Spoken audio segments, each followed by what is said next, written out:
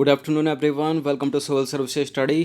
Practice set number 548 पर आ जाइए UP PCS के लिए। और इस टेस्ट में हम प्रैक्टिस करने वाले हैं राज्य व्यवस्था और संविधान से रिलेटेड प्रश्नों पर। तो चलिए स्टार्ट करते हैं। प्लेलिस्ट इस टेस्ट सीरीज़ की बना रखी है, वहाँ पर आप टेस्ट नंबर 1 से लेकर 548 तक पहुँच सकते हो। डिस्क्रिप्शन बॉक्स में उसका लिंक दे रखा है। चलिए तो आ जाइए क्वेश्चन नंबर 1 पर। निम्नलिखित भारतीय राष्ट्रपतियों में से कौन सा राष्ट्रपति दार्शनिक राजा अथवा दार्शनिक शासक के रूप में जाना जाता है? Doctor Rajendra Prasad, doctor Zakir Hussain, doctor APJ Abdul Kalam या doctor S Radhakrishnan? Doctor Sarvepalli Radhakrishnan. ठीक है, ऑप्शन नंबर ए है इसका आंसर। तो भारत के प्रथम उपराष्ट्रपति एवं द्वितीय राष्ट्रपति डॉक्टर सर्वपल्ली राधाकृष्णन का जन्म हुआ था 5 सितंबर 1888 को तमिलनाडु में। ठीक है, ये 20वीं सदी में भारत के तुलनात्मक धर्मशास्त्र और दर्शन शास्त्र के प्रख्यात विद्वान थे।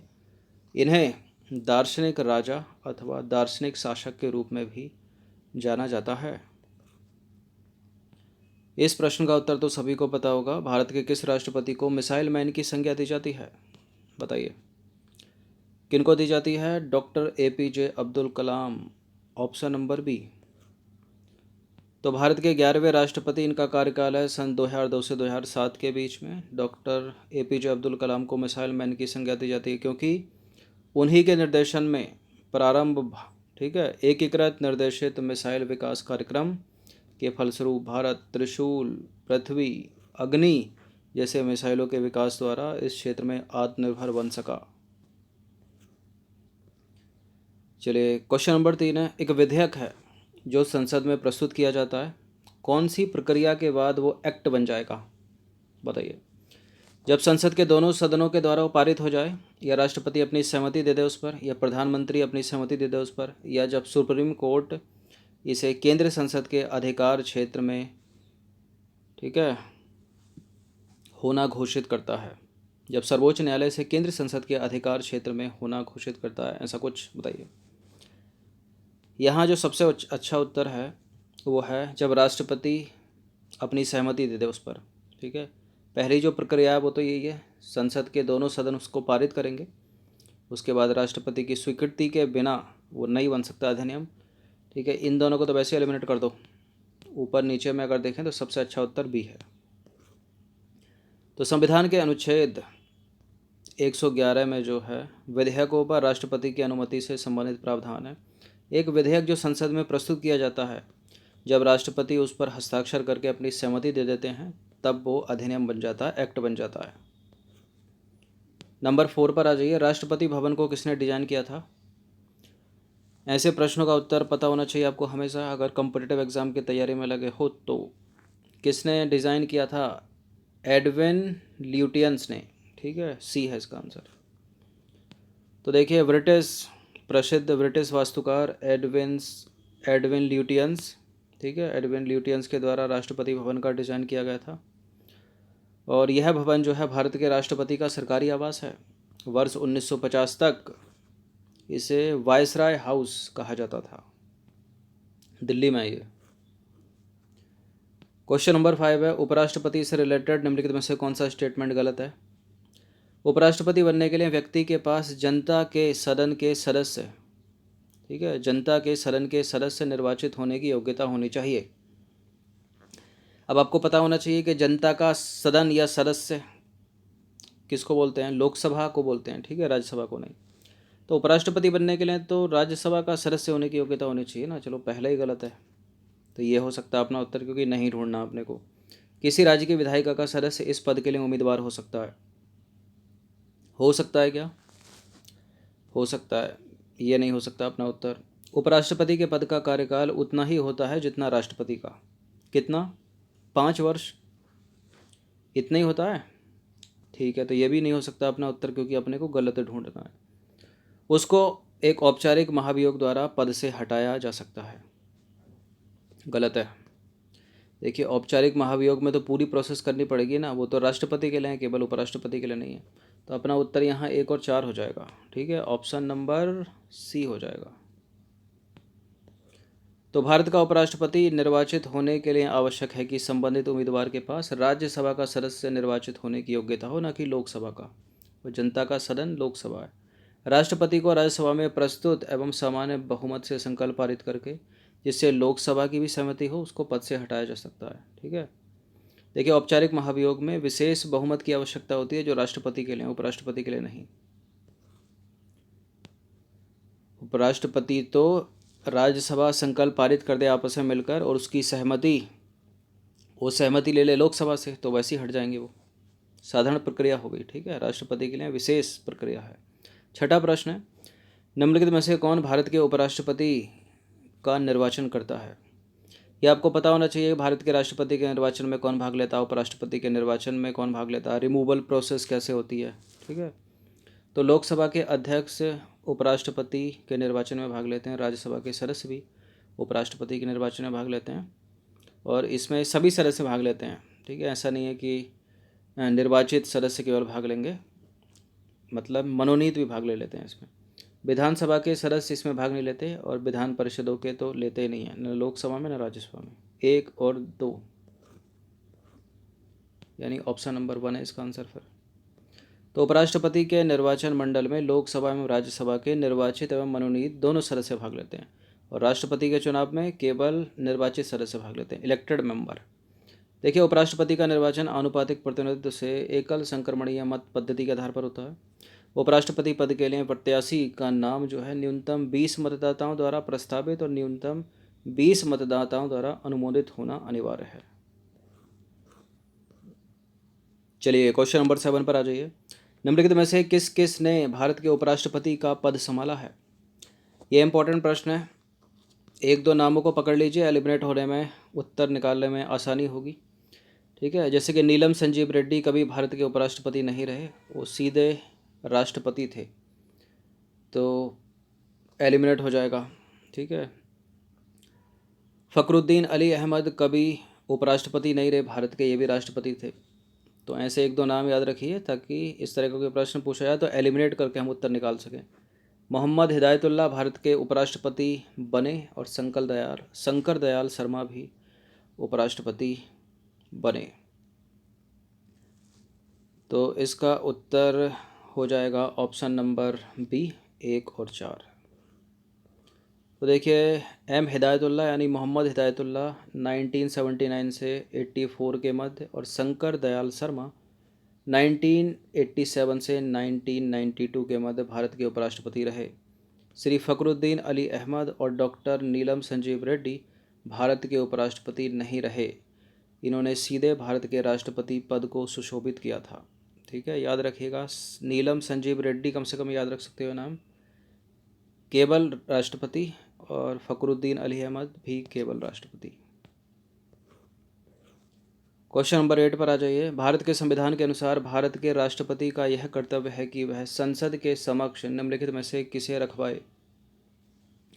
हम पहले भी चर्चा कर चुके हैं, क्योंकि यह प्रश्न इंपॉर्टेंट है। केंद्रीय वित्त आयोग की सिफारिशें रखवाता है, CAG की रिपोर्ट रखवाता है, कंट्रोलर एंड ऑडिटर जनरल बोलते हैं, नियंत्रक एवं महालेखा परीक्षक, राष्ट्रीय अनुसूचित जाति आयोग की रिपोर्ट रखवाता है।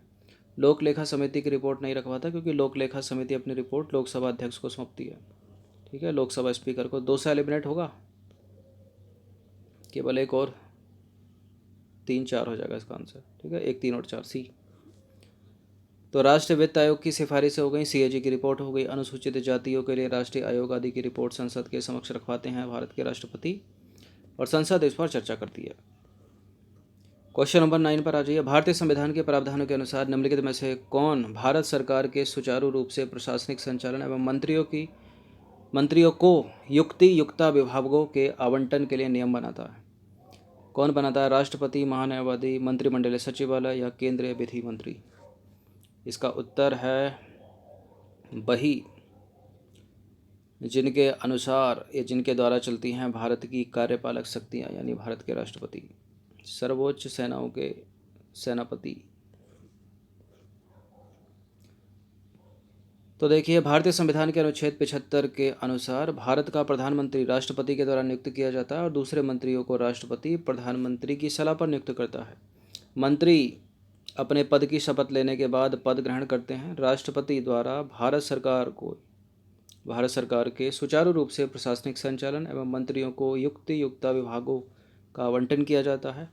इम्पोर्टेंट है यहाँ पर ये सेकंड लास्ट लाइन, मंत्रिपरिषद लोकसभा के प्रति सामूहिक रूप से उत्तरदायी होती है, जवाबदेह होती है, याद रखना बहुत पूछा गया है प्रश्न, और व्यक्तिगत रूप से राष्ट्रपति के प्रति जवाबदेह होती है। ठीक है, सामूहिक रूप से मंत्रिपरिषद लोकसभा के प्रति और व्यक्तिगत रूप से राष्ट्रपति के प्रति जवाबदेह होती है। कुछ इसका प्रधानमंत्री लगा देते हैं, वो गलत है, पूछा भी है थंबनेल पर एक प्रश्न। 10वां प्रश्न है, भारत का उपराष्ट्रपति किसी भी समय अपने पद से त्यागपत्र दे सकता है। अपना त्यागपत्र निम्नलिखित में से किसको संबोधित करता है वो? तो हमेशा याद रखना, राष्ट्रपति अपना त्यागपत्र देते हैं उपराष्ट्रपति को। ठीक है, मतलब प्रेसिडेंट वाइस प्रेसिडेंट को, और वाइस प्रेसिडेंट जो है प्रेसिडेंट को, पी कर देते हैं इसको। तो इसका सी आ जाएगा आंसर, उपराष्ट्रपति राष्ट्रपति को, राष्ट्रपति उपराष्ट्रपति को। तो राष्ट्रपति का कार्यकाल 5 साल का होता है, उपराष्ट्रपति का भी 5 साल का होता है, जैसे कि आपको पता होगा। उपराष्ट्रपति राष्ट्रपति को इस्तीफा देकर अपने पद को कार्यकाल से पहले ही जो है वो हट सकते हैं, और उपराष्ट्रपति को राज्यसभा के सदस्य द्वारा प्रस्ताव पारित करके भी पद से हटाया जा सकता है। क्वेश्चन नंबर 11 है, निम्नलिखित कथनों पर विचार करेंगे। पहला स्टेटमेंट है, राष्ट्रपति मृत्यु दंड को आजीवन कारावास में बदल सकता है। राज्यपाल मृत्यु दंड को आजीवन कारावास में बदल सकता है। राष्ट्रपति को कोर्ट मार्शल से सजा प्राप्त लोगों को भी छूट देने का अधिकार है क्या? बिल्कुल, कोर्ट मार्शल से सजा प्राप्त व्यक्तियों को भी छूट दे सकते हैं भारत के राष्ट्रपति।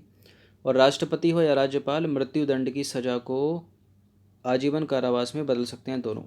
लेकिन माफ़ी की अगर बात आती है तो माफ़ करेंगे केवल राष्ट्रपति, राज्यपाल नहीं कर सकते माफ़। ठीक है, सजा को घटा सकते हैं वो। तो इसका उत्तर क्या हो जाएगा? तीनों के तीनों सही हो जाएगा। ठीक है, सी। तो देखिए, भारतीय संविधान के अनुच्छेद 72 में राष्ट्रपति को क्षमादान की शक्ति प्राप्त है, जबकि अनुच्छेद 161 के तहत राज्यपाल को क्षमादान की शक्ति प्राप्त है। ये दोनों के दोनों मोस्ट इंपॉर्टेंट आर्टिकल आपको पता होना चाहिए, किसी भी एग्जाम में पूछे जा सकते हैं, चाहे स्टेट पीसीएस हो, दूसरे कम्पिटिटिव एग्जाम। संविधान के अनुच्छेद 72 के तहत राष्ट्रपति किसी भी अपराधी की सज़ा को माफ़ कर सकता है तथा उसकी सज़ा को कम या निरस्त भी कर सकता है। इसे किसी भी अपराधी को दंडित करने की भी शक्ति प्राप्त है। देखिए, बात करें राज्यपाल की, तो राज्यपाल मृत्युदंड को माफ़ नहीं कर सकता, यह शक्ति केवल राष्ट्रपति के पास है।